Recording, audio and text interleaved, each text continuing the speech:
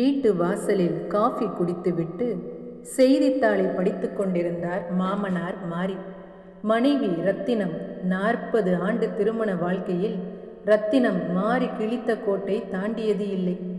மாரியின் மகன் கார்த்திக் வீட்டிற்கு ஒரே பிள்ளை என்பதால் மிகவும் செல்லமாக வளர்ந்தான். மருமகள் அருணா, ஏங்க உங்க அப்பா அம்மா நல்லா இருக்கும்போதே இந்த சொத்தையெல்லாம் உங்க பேர்ல மாற்றி எழுதிக்கோங்க.